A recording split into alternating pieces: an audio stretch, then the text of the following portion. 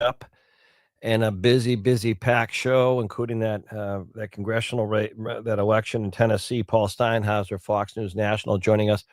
Does anyone know out there, including the people asking questions in Congress, which is fine with me, when the military does a strategic strike against insurgents, narco, drug dealers, terrorists in Syria, Afghanistan, former administration, President Obama, drones or whatnot, missiles. Do you know that they kill the insurgents? It's not like a search and rescue mission. So they ordered a second strike because they were. I don't get it.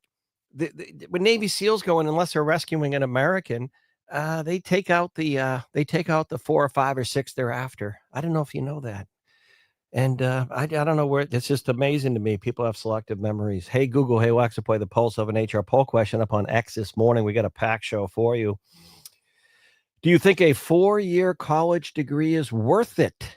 You'd be surprised. We want to know what you think. We're going to hear from our friends at one of our great leading community colleges. I think a 4-year college degree is worth it in terms of the money getting a job. And like 2/3 of Americans now say no. All right, Paul Steinhauser out of the gate this morning. And then we have a national guest talking about affordability. But out of Tennessee, Republicans hold on to a Republican-controlled vacant congressional seat. Not a big surprise, but a must-win. Good morning, Steiny. Good morning, and I guess you could call this an early holiday gift, an early Christmas gift for both major parties. The Republicans hold the seat, right? And that's vital because right now they have a very fragile, razor-thin majority in the House. Didn't want to lose this seat. So they're, breathing a sigh of relief. Democrats, even though they lost, they see victory as well because remember, this is a very solidly red district. It's got parts of Nashville where I am, but it's got a lot of rural areas all the way from the Kentucky border down south to the Alabama border. Donald Trump, the president, he won this district by 22 points last year. Van Epps, the Republican nominee, he beat the Democratic rival only by 9 points last night. So Democrats are saying they overperformed. They're saying it continues what we saw months ago in the 2025 election. And they feel confident going into next year's midterms. So yeah, Jack, both sides declaring victory here in Tennessee.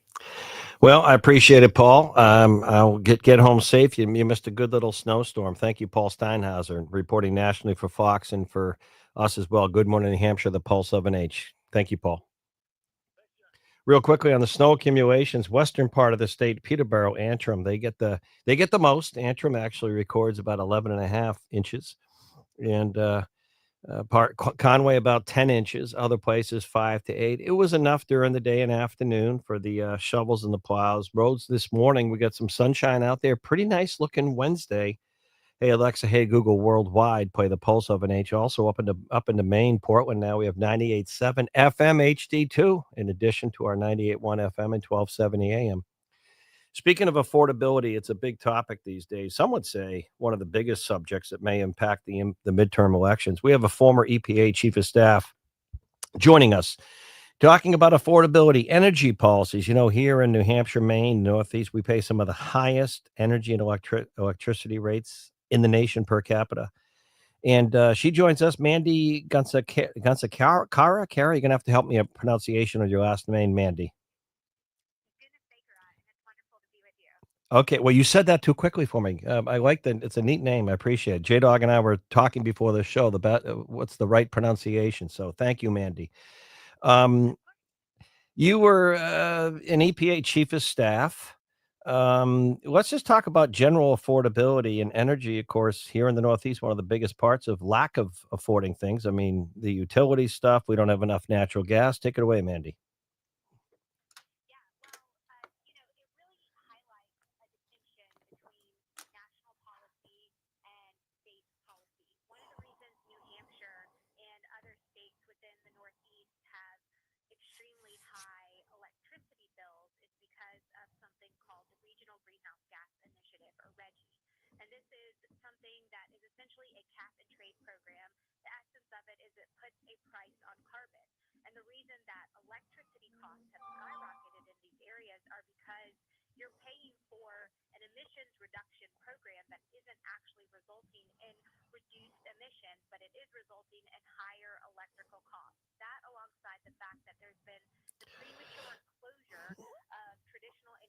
resources, mainly coal and natural gas in this area, as well as a few key early retired nuclear power plants. Mm-hmm. You have energy that the supply of energy that has gone down significantly. The demand has only gone up. And I'll tell you, we knew that this was going to happen many years ago when the concept of RGGI came about. There were efforts to institute this nationally back in the early 2010s. This effort failed, but nonetheless, you had the Obama administration first, and then the Biden administration tried to embrace these same policies via overregulation, mainly at the U.S. Environmental Protection Agency. So all that being said, while electricity prices are skyrocketing because of state or regional-based decisions like RGGI or embracing things like renewable portfolio standards that integrate things like wind and solar, undermining traditional energy resources, that's why you're seeing prices skyrocket while reliability actually goes down. And it's a difference between national policies President Trump has been working to change significantly, which is why most consumers are paying less at the gas pump for the price of gas-based energy for the vehicles, because he's been pumping the supply side so that prices on the demand side go down. Mandy, I think some of the regional stuff, I believe former New Hampshire Governor Chris Sununu, New Hampshire pulled out of that. I believe you mentioned a couple of the regional energy initiatives. So I think we did pull out of that. I'm not sure if that's, do you know that if that's the case? I do know that was discussed. Pennsylvania certainly pulled out of it, as well as I think New Jersey. But yeah, nonetheless, if you did pull out of it, that's great. The unfortunate part of being a part of these initiatives is that the implications are many years into the future. You make a decision today that affects the 5, 10, 20 years into the future. And so being a part of any group at any point that puts a price on carbon, it really makes prices skyrocket. And this was actually a defining scheme of first the Obama administration, and the Democrats are constantly pushing this, is to put a price on carbon. One of the promises Obama made back in the day is he wanted electricity prices to quote unquote skyrocket. That was a promise he made and a promise he actually delivered. And it's because so much of their environmental and climate agenda is driven by making the price of electricity that is created by coal, oil, and natural gas predominantly go up, so that they can then justify regulations that inject wind and solar. They try to make it, I'm air quoting, more affordable. But at the end of the day, it just makes the price for everyone go up, and it undermines the long-term reliability of the grid. Yeah, I think Pennsylvania definitely did in 2025, pulled out of RGGI. I don't know if New Hampshire, I think there's been a debate. I don't know if we're in or out, but I'm going to find out, because it is kind of one of those things that on paper is one thing, but then the consumer is what they're paying. Hey, one thing, Mandy, I want to ask you. You mentioned I talk a lot on my show. I'm all for green, renewable, clean stuff. I love that, but we don't have enough natural gas here. It takes natural gas to make electricity. We have hugely high electricity rates in New Hampshire and Maine and New England. But the whole wind stuff, I mean, the Gulf of Maine, it was proposed off of the Cape in Massachusetts. These windmills in the ocean are an environmental nightmare, in my humble opinion. They don't produce the energy they're promised. They're bad for the whole maritime ecosystem. Whales, humpback whales, fish, tuna. They discharge this hot chlorinated stuff, and they have cables underneath them, and they're just basically, my opinion is, someone made a lot of money, and then when you go to fix the blades, whether they're on land or the ocean, there's no one there to fix it. The company's out of business. So are more people seeing the light when it comes to, I'm not talking solar, I'm talking wind. Are more people seeing the light on this or not? Yeah, they are. And it's interesting because a lot of the opposition against wind energy in particular has been local. And it's not just a lot of people say, well, that's just NIMBYism, not in my backyard. Mm-hmm. That's not the case, because as you pointed out, wind energy has very dire effects on local ecosystems. And those who are closest to it realize it the fastest. Yeah. One of the first groups I ever heard this from was the lobster fishermen Yeah. of Maine. Yeah. They came in and said it was absolutely destroying their relative crop. And so, as you pointed out, it had negative effects for whales alongside the East Coast. You have the right whale that Yeah. The North Carolina shore has had major issues, and it just undermines other environmental rules that have been put into place to protect these really important and sensitive Right. ecosystems. And at the end of the day, however you spin it, it's not good. It's not a good technology. It doesn't provide energy when you need it. It's very expensive, and then it's pushed on the market as if it's the silver bullet savior for the climate warriors, but it has these dire effects Yeah. today, undermining really important ecosystems, not just for the beautiful atmosphere that they create, but also for livelihoods Re- in areas, especially in our Northeast. Mandy Gunsakera, former EPA chief of staff. Before I let you go, Mandy, cost of living, without question, I think the number one issue, especially among independent voters, as we get towards the midterms next fall. 3 to 5 months from now, we're going to see things more affordable across the board, or are things going to still be very expensive? Yeah, I think you'll definitely see life becoming more affordable again. President Trump has made this a mainstay from day one. He instituted an energy dominance agenda, but he also lowered taxes and he's trying to tackle inflation. Biden drove inflation up to 40-year highs, and President Trump has already changed those trends. The manifestation of those policies, the consumers will start to see. We've already seen it breaking through in certain ways with lower gas prices and downward pressure on certain types of groceries. That will continue alongside his efforts to reindustrialize the Right. country and bring jobs Good back stuff. for native-born U.S. citizens. Yes, All right. much better. All right. Thank you very much. I appreciate it. Mandy, thanks for joining us. Good morning, New Hampshire, the Pulse of an Age, talking about affordability and some energy reality. Thank you. When we come back, Brad Card, one of our political analysts and all-stars, we'll talk about that congressional race in Tennessee. It's a Republican district and area. The Republican candidate won. That helps Republicans or maintains their margin in the House, but the Democrat claiming victory as well, even though she lost. Hey, Alexa, hey, Google, play the Pulse of an Age. John Decker coming up, bottom of the 9:30, 9:35, talking about the cabinet meeting yesterday. A lot of things. A lot of stories out there from Minnesota to Venezuela. Hey, Alexa, hey, Google, play the Pulse of an Age. Our poll question up on X at the Pulse of an Age. Do you simply think a 4-year college degree is worth it anymore? Yes or no? Back on the Pulse of an Age in a moment.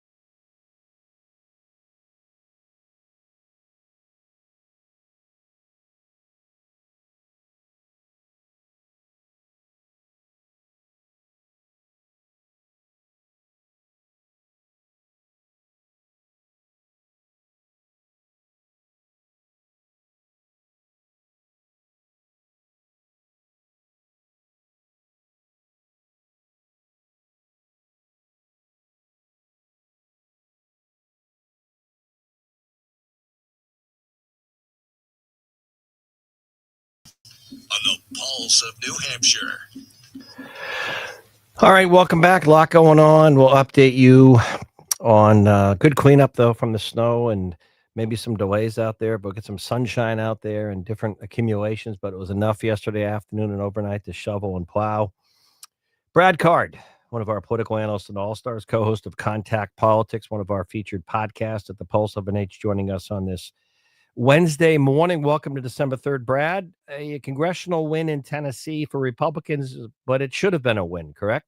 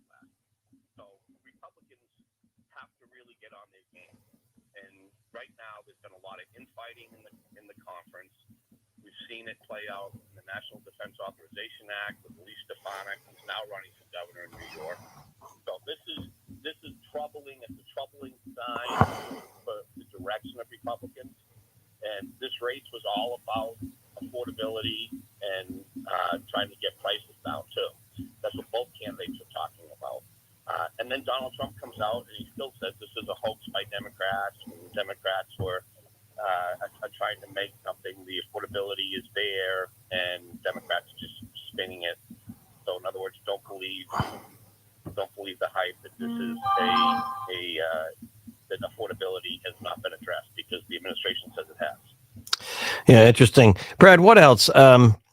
You know, is it just me, Brad? You know enough about military operations, and I'm listening to Democrats and some in Congress questioning the second strike on a narco terrorist insurgent, drug boat.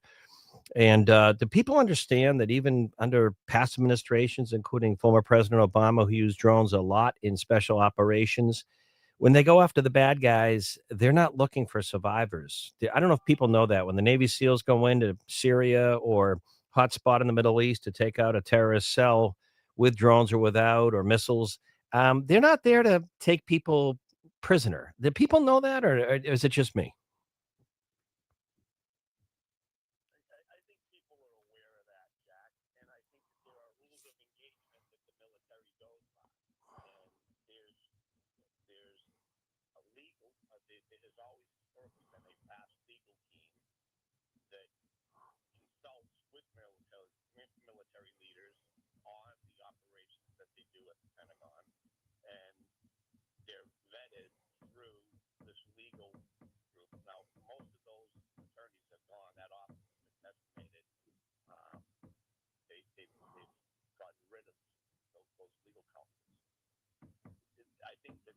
members of Congress have trouble, and I think you've seen Republicans now talking about this, making inquiries, is because under the rules of engagement, you don't kill unarmed. And once the threat is gone, just like a police officer, if somebody pulls a weapon, if somebody's life is in danger, and the police is authorized to take Yeah. lethal action, Yeah. you can do that if the threat is still there. But if the person doesn't have a firearm or doesn't have the ability to cause the threat anymore, to advance the threat, then you're not justified in Interesting. taking lethal action. Okay. Good explanation. Very similar to the military. All right. You have people floating in the water hanging on to parts of a blown out ship. That's where some members of Congress have had No, that's concern from the administration. a good explanation. All right, what else is catching your eye on a Wednesday morning here? We are not hearing a ton on the midterms. It gets quiet again. After the government shut down, not hearing much in the big U.S. Senate race here. Things are kind of in that quiet period before the end of the year. Are you hearing much in Washington in the Republican primary? John E. Sununu, Scott Brown. What's of particular interest for Chris Pappas as well and other people running is the filing. The filing period for raising money, I think, is the end of this month, right? So what are you expecting? Big results for, does John E. Sununu have to show a big number there? He's had events in Washington. Scott Brown's been raising money. Chris Pappas, presumably. I mean, what's a big number for one of these players to post, Brad, for people to say, wow, they're raising a lot of money? What's a number? What do you think?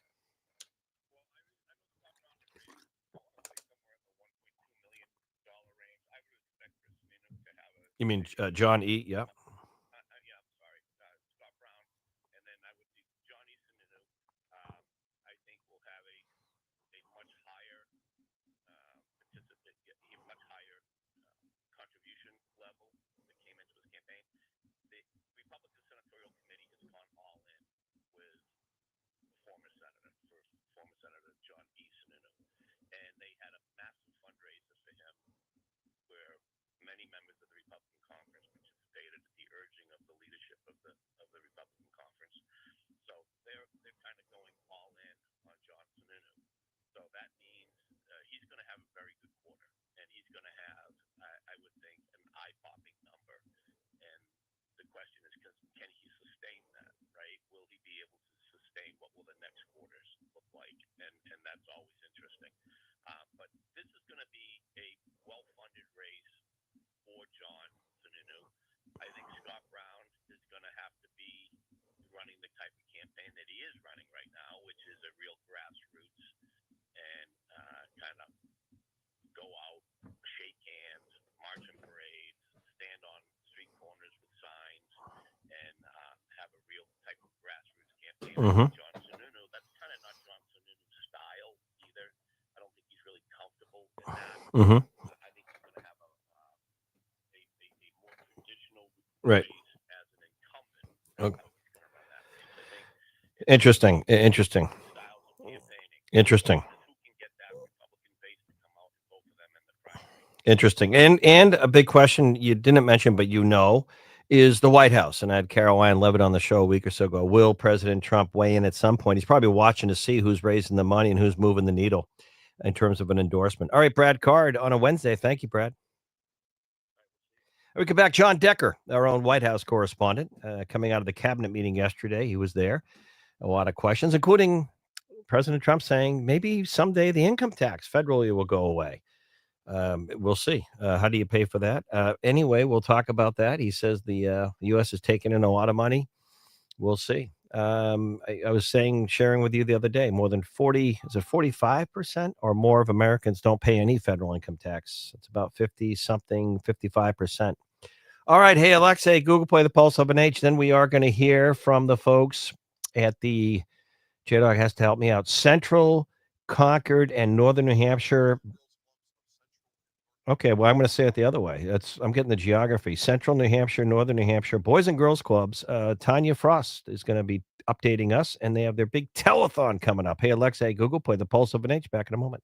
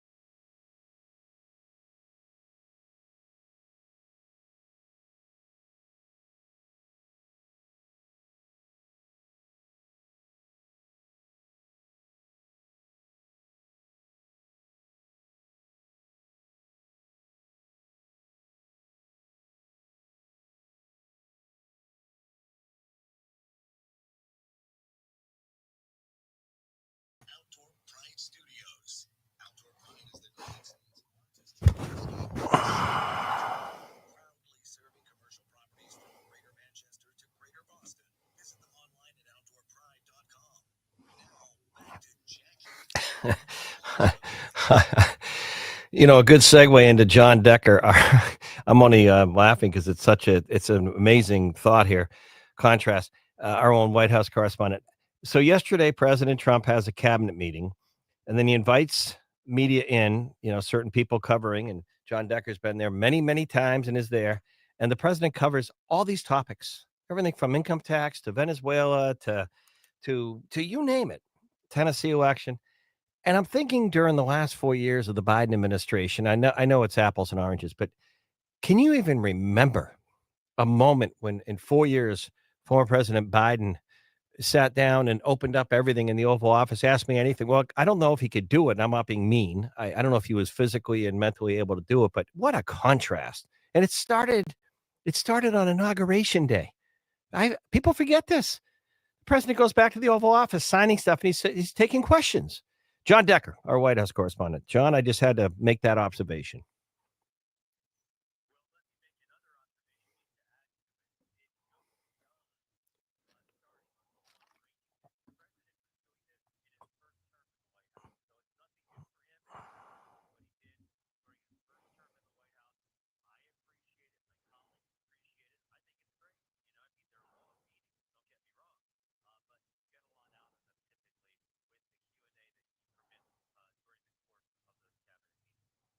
Yeah, interesting. What are the big ones from yesterday, John?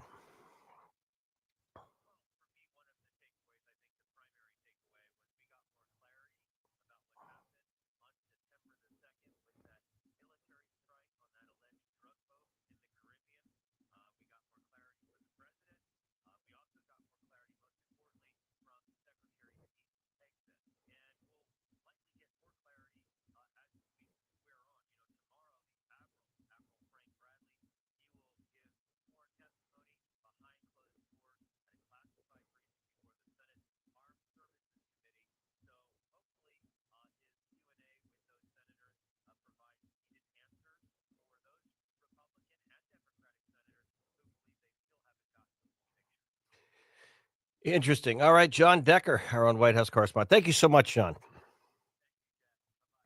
All right, some snow accumulations.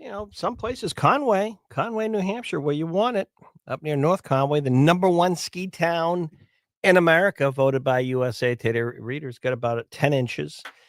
The Lakes region, Wakefield, Ossipee, in that ballpark of 10 inches. Other places, 5 to maybe 9. Southern tier, Derry, those areas, maybe less. Western part of the state, Peterborough, 10 or more.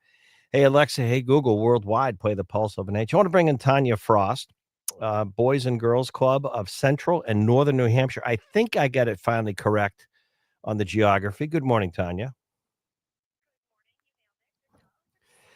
Well, you have this is a big time of year, but really all year, because I was pointing out recently how many kids you'll help and provide service to on a weekly basis now that your geography is expanded. And I think it's a phenomenal effort and group. And you're the program director. And J Dog here, our own J Dog, is going to be, I think, looking forward to the annual telethon. He told me that he's willing TV auction. I'm sorry, telethon. He told me he's willing to play Yukon Cornelius from Rudolph. You're not? You're not? Did you like Yukon Cornelius, the character? Nothing. You don't remember that? All right. Tell us about how we can help and support and what's coming up, Tanya. Thanks for joining us on Good Morning New Hampshire.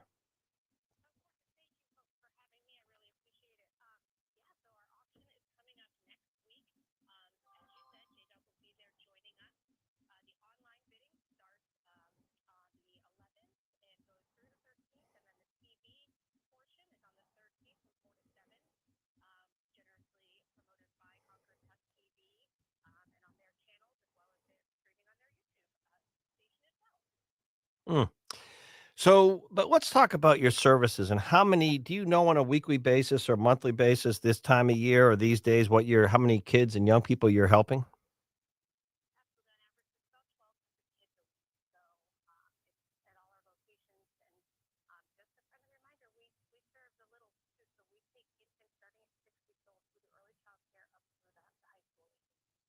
Interesting.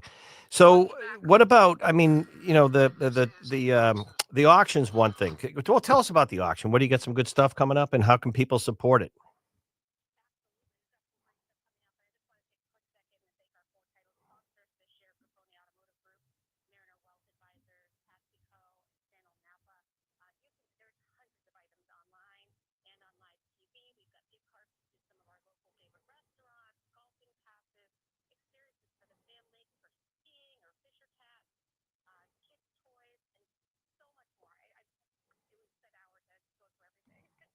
J Dog, you've been supporting and helping for a long time. What you look forward to it? Why is this one of your favorites, J Dog?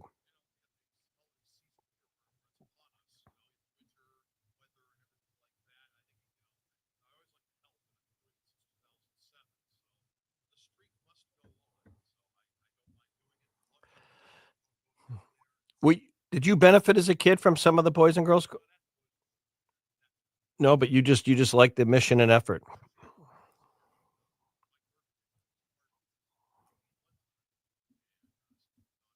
Yeah, but he doesn't know much. He's a Jets fan.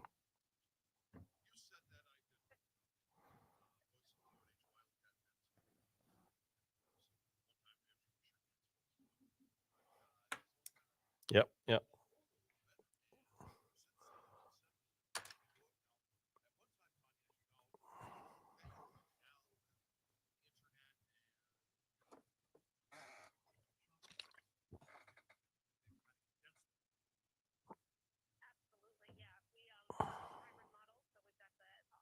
So healthcare is one of the biggest. Okay,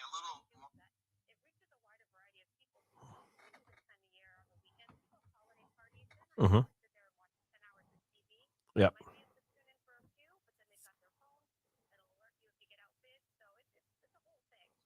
Interesting. All right, Tanya, and again, if people wanna support it, learn more, what's the best and easiest way?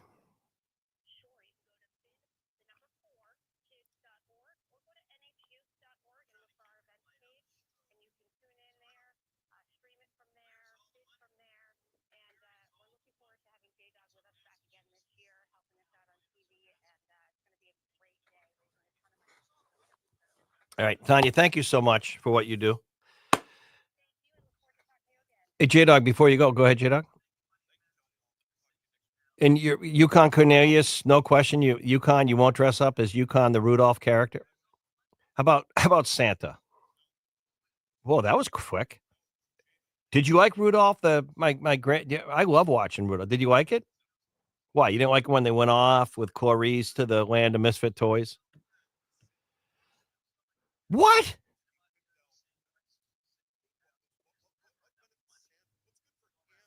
Rudolph with your nose so bright.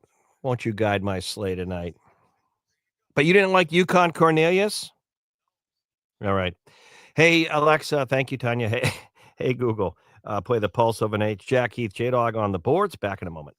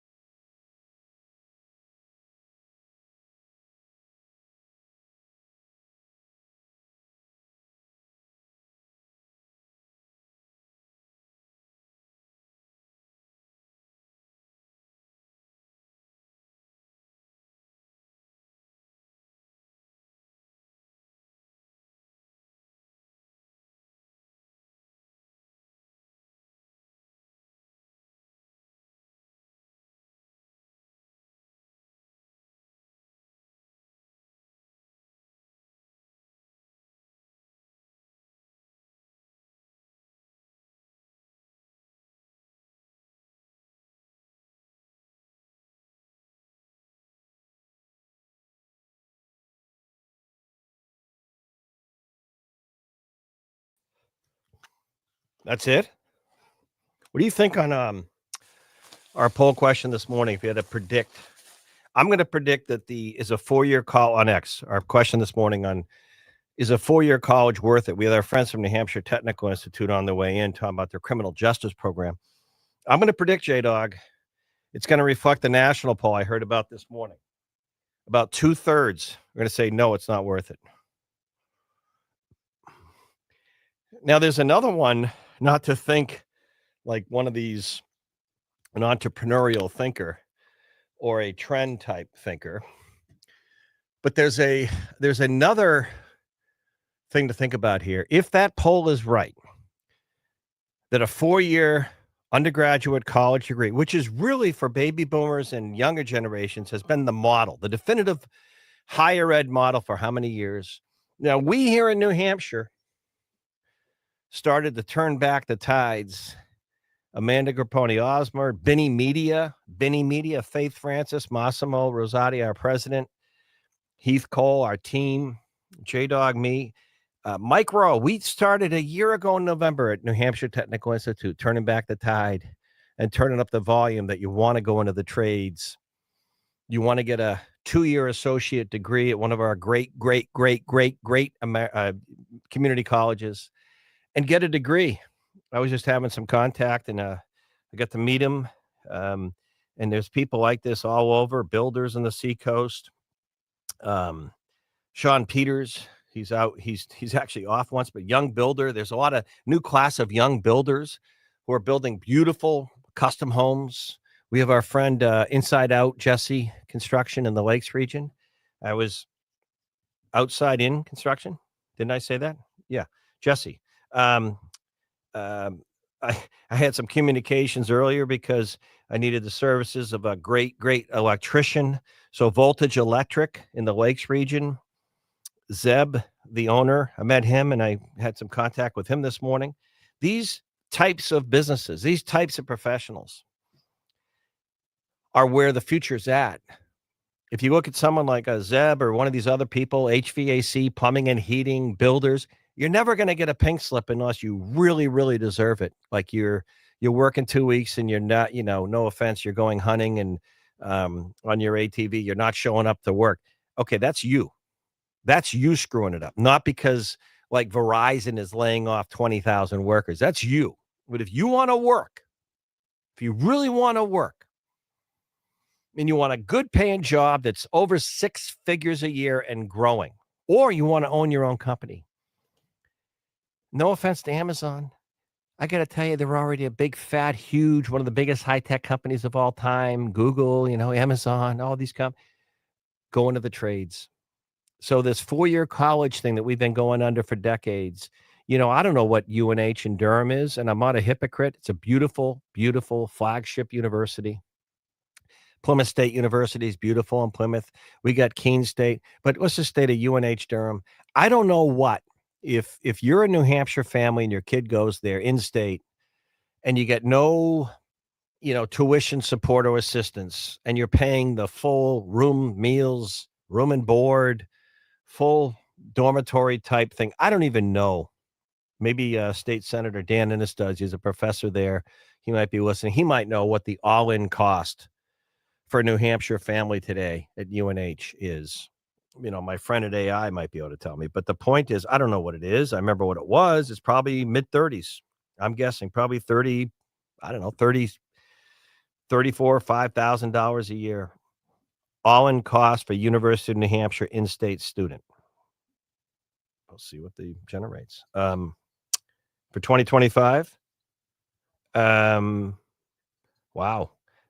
Total cost for housing, food, and other expenses total for this might be out of state, can be anywhere from $25,000 to $40,000 a year. Well, that's tuition and fees are $20,000. Housing is $14,000. This is if you're paying the full boat. So let's call it 30. Yeah, I wasn't far off. Mid-30s. That's $130,000 in 4 years. That's debt that you are investing in your education. You go to a community college, about $7,000 a year, let's say $15,000 for 2 years versus $120,000 or $130,000. And you walk out and if you're willing to work, you might even get in an apprenticeship type program to learn from a real master craftsman or tradesperson, but you're going to learn how to put in mini splits if you want to work HVAC, plumbing and heating, kitchen installations, high-tech mechanics today, automobile technician, builder, remodeler. You're going to be making as much money as you can pocket. And if you really want, after 4 or 5 or 6 years, you might be able to buy the company or start your own, have a couple workers. You'll never have to worry about a pink slip ever again. So this 4-year college model that we've been going under for 20, 30, and isn't it crazy that I don't know how many decades ago, no offense, probably some public education administrator with a lot of college degrees said, we got to get rid of our shop classes and dirty education and dirty jobs like Mike Rowe did so much to educate. We got to get rid of our trades jobs in our high schools. We don't want shop and metal and woodworking, and we got to get rid of the fabric. We got to have our students thinking with their brains and their math and their science and the STEM stuff.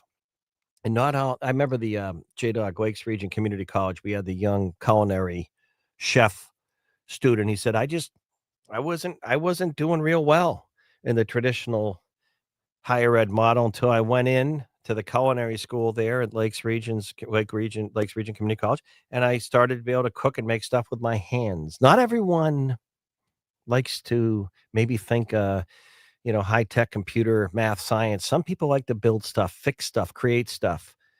Well, guess what?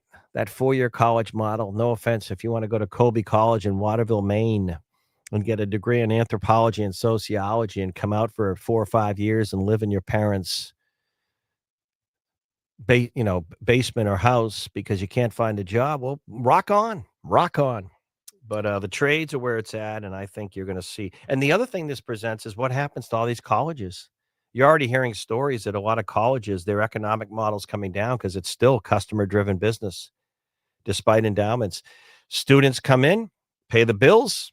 Look at the cuts University of New Hampshire and Durham has been making. Look at the cuts UNH Durham has been making because of in-state tuition and declining enrollment. It's a business. It's like a restaurant. Fewer customers eating your food. You got to make cuts. So what happens to all these schools and their real estate? Some of these 4-year colleges are already selling real estate to keep the doors open. Where do you think it's going to be in 5 or 10 years? Seriously. You know how many private 4-year colleges there are in New England? Some in Vermont have already closed, not University of Vermont, but you know what I'm saying. So it's a profound change. We're going to hear from our friends at New Hampshire Technical Institute in a little bit. And some clear, nice sunshine out there, light snow, some powder on the trees. It's actually beautiful. And it did, we had a good snow yesterday. It was not a nor'easter, no widespread power outages to report this morning. And some cold weather moving in, but we got clear roads for the most part, clear sailing today. Hey, and this one, of course, was well forecasted. I don't know if we had the number of accidents that you sometimes see when you get an early morning black ice situation at commute or a surprise storm. This one was forecasted most of yesterday into the evening. Hey, Alexa, hey, Google, play the Pulse of an H. We are back in a moment.